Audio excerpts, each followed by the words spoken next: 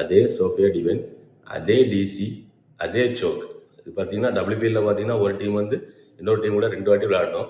அப்படி விளையாடும்போது பார்த்தீங்கன்னா டிசியும் குஜராத்தும் ஃபஸ்ட்டு டைம் விளையாடும்போது பார்த்தீங்கன்னா குஜராத் வந்து 209 ரன் அடிச்சிருந்தாங்க. சோஃபியா டிவைன் 95 ரன் அடிச்சிருந்தாங்க. அதை சேஸ் பண்ண வந்து டிசி வந்து பார்த்தீங்கன்னா ஓப்பனிங் வந்து லீ நல்லா விளையாடிருந்தாங்க. 86 ரன் அடிச்சிருந்தாங்க. பால் விட்டு நல்லாவே விளையாடிருந்தாங்க. 77 ரன் அடிச்சிருந்தாங்க. கடைசி ஓவரில் 6 பாலுக்கு 7 ரன் மட்டும்தான் பவுலிங் போட வந்து பார்த்தீங்கன்னா சோஃபியா டிவைன் வந்து போட வந்தாங்க. ஈஸியாக டிசி வின் பண்ணிடணும்னு நினச்சிருக்கும் போது கடைசி ஓவரில் பார்த்தீங்கன்னா சோஃபியா டிவைன் வந்து 2வது பாலே ஜெமிமாவை ஒரு ரட்ரேஜஸை விக்கெட் எடுக்கவும் மேட்ச் அப்படியே தலைகளாக மாறிடுச்சு.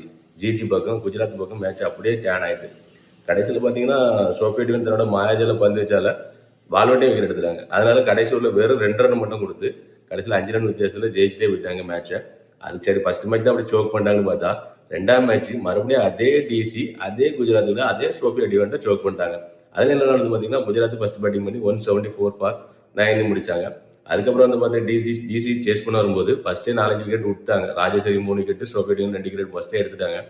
சரி இந்த மேட்சும் சரி அப்போ ஈஸியாக குஜராத் தான் வின் பண்ணுன்னு நினைக்கும் போது கடைசியில் வந்து நிக்கி பிரசாத்தும் ஸ்னேராவும் நல்லா அடிச்சாங்க. நிக்கி பிரசாத் 47 ரன், ஸ்னேரானா 23, கிட்டத்தட்ட 200 ஸ்ட்ரைக் ரேட் அடிச்சனால கிட்டத்தட்ட ஜெயிக்கிற மாதிரி போயிட்டாங்க டிசி. சரி அப்போ இந்த மேட்ச் கண்டிப்பாக டிசி தான் ஜெயிக்கணும்னு நினச்சா மறுபடியும் கடைசி ஓவரில் 6 பாலுக்கு 9 ரன் இருக்கும்போது அதே சோஃபியா டிவைன் வராங்க ஓவர் போடுறதுக்கு. அதே மாயாஜால பந்து வச்சால அதே 2 பேர் நல்லா விளையாட்டு 2 பேரும் விக்கெட் எடுக்கிறாங்க. அது கடைசி ஓவர் பார்த்தீங்கன்னா மறுபடியும் 4 ரன் கொடுத்து 5 ரன் வித்தியாசத்தில் மறுபடியும் குஜராத்தை ஜெயிக்க வச்சுட்டாங்க சோஃபியா டிவைன். ரொம்பவே நல்ல பவுலிங். கண்டிப்பாக வந்து அதெல்லாம் யாருமே எதிர்பார்க்கல. டிசி தான் ஜெயிக்கிற மாதிரி இருந்தது 2 மேட்சுமே.